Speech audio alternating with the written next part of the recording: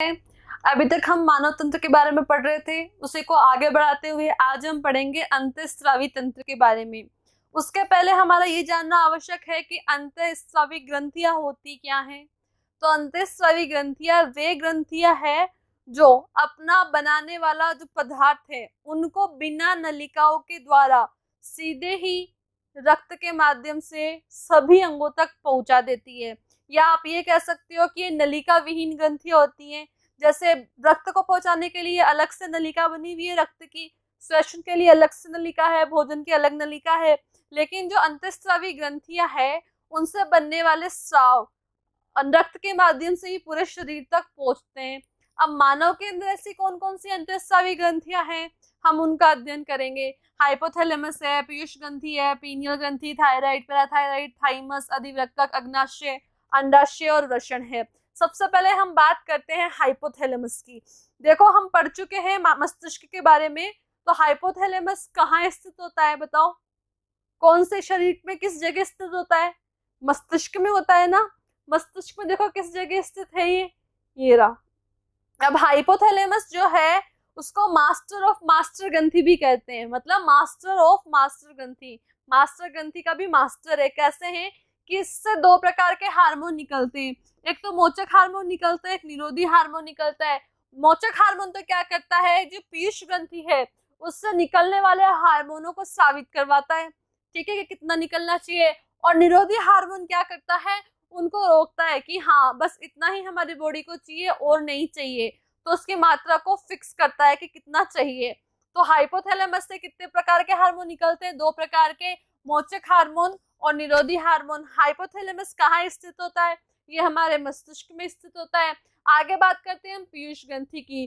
तो पीयूष ग्रंथि को तो कहते हैं मास्टर ग्रंथि। क्या कहते हैं? मास्टर ग्रंथि। और हाइपोथैलेमस को कहते हैं मास्टर ऑफ मास्टर ग्लैंड।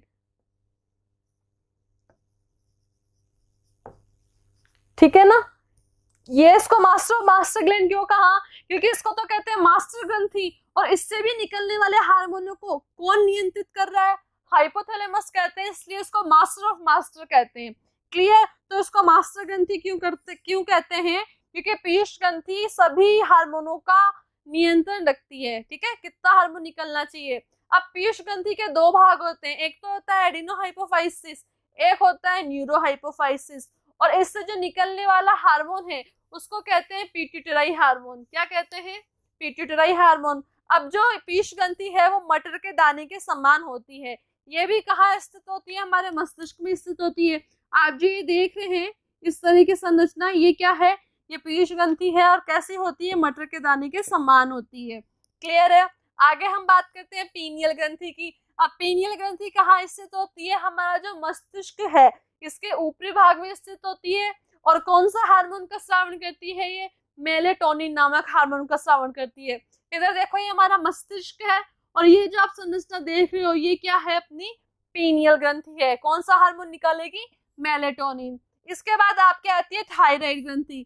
बताओ थायराइड ग्रंथि कहाँ स्थित होती है? जो हमारी ट्रेकिया है, श्वसन नली है, इसके चारों ओर स्थित होती है। इस तरह से तितली आकार की होती है। ये क्या है? ये है थायराइड ग्रंथि, जो दिख रही है ना, ये क्या है? थायराइड ग्रंथि है। और कौन सा हार्मोन निकालती है?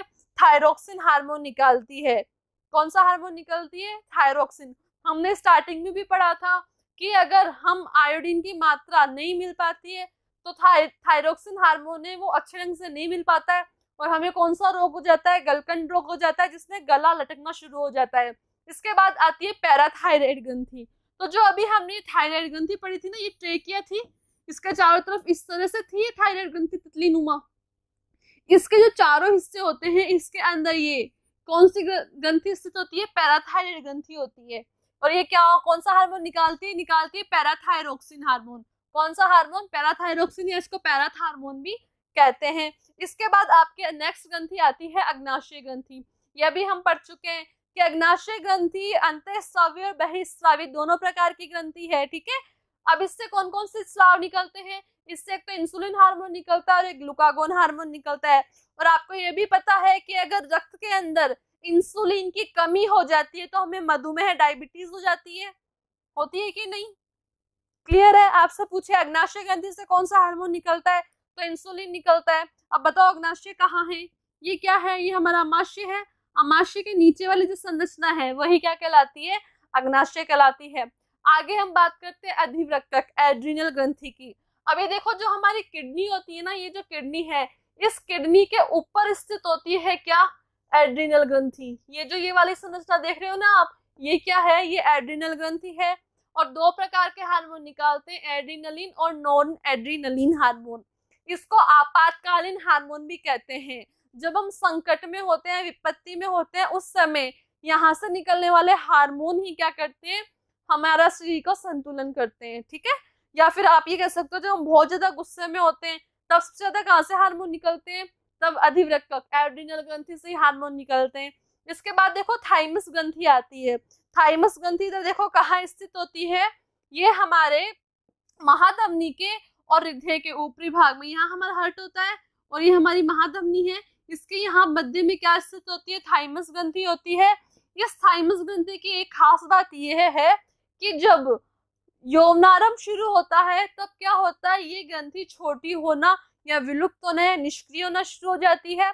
लेकिन जब बालक बाल्यावस्था में होते हैं, बच्चा शिशु होता है, छोटा होता है, तब ये ग्रंथि सबसे ज्यादा सक्रिय रहती है। जैसे जैसे उम्र बढ़ती जाती है या हम जवान यौवनावस्था शुरू होती जाती है, तब ये ग्रंथि क्या होती है? छोटी हो जाती है या निष्क्रिय होना शुरू हो जाती है। आगे बात करते हैं वृषण की।